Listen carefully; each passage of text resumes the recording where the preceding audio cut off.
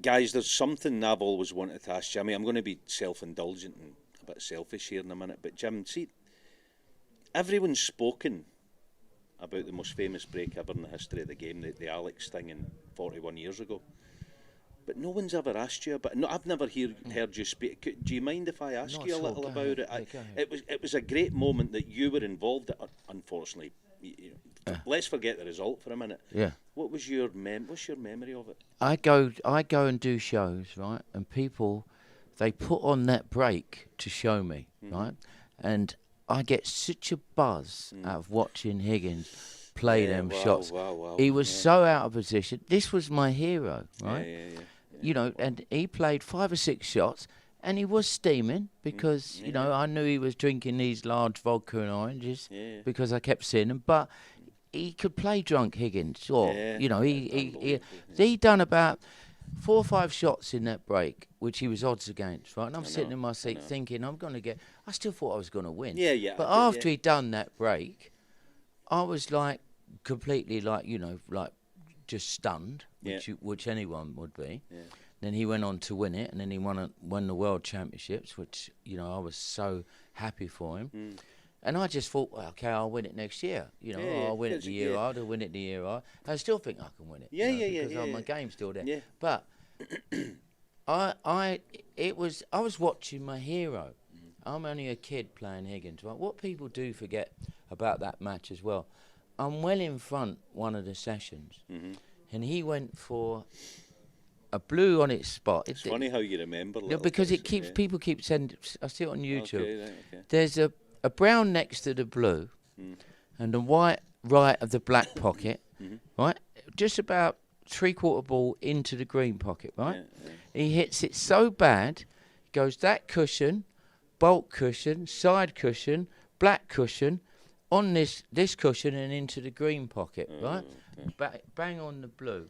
Right. So he ends up that session 7-6 behind, instead of like, you know, I'm well in. So the match would have never got that far, but I only noticed it now. But as far as that break was go, John Higgins has done a few tremendous breaks like that. He done one with Ronnie O'Sullivan, but there was never a break like that. No. People don't play them shots because it was a break. If it didn't happen, he wouldn't have been a Crucible champion. Make no mistake. It's funny, isn't it? It was like the stars were just right for him, you know, because... It was forgetting who won and who lost that match. For me, I was a kid watching, I was mesmerised, and I was like, it's probably the coolest moment in the history of snooker, and you were a huge part of it. You know, you know that amazing blue he potted, right? He didn't get on a red, you know. I know. He had to put a red in the green pocket. The same pocket the blue went in. Yeah, exactly. Unbelievable. Yeah. You know, 2 or 3 shots. Then he had to roll the black in from the yellow spot. Yeah, from up there. Well, maybe someone might have snookered him today's game because you can still win. Yeah, I know. Sorry, just here's another question about Alex as a player. Yeah. I was lucky I played him a couple of times. Yeah. In my opinion, on pure lion bravery, he was the bravest player I've ever had. It's somebody, honestly. Such a shot maker. And when I first see him, I was like that watching him. When I first see him, when I was about, I think 13, I see him on Pop Black. He played that black like Sean Murphy played in the World Championship. 2 cushions, check side for the red over the moon. Higgins played it a black ball game in Pop Black. Oh, did it? Right? Okay. That's what, you know, that got me to. Now, if I didn't have followed him, because we used to finish practicing in the snooker hall, and all we do for 2 hours is play flare shots. Like, absolutely pointless. But I loved it. You know, I mean, that was part of what I enjoyed to, you know, for the white to do.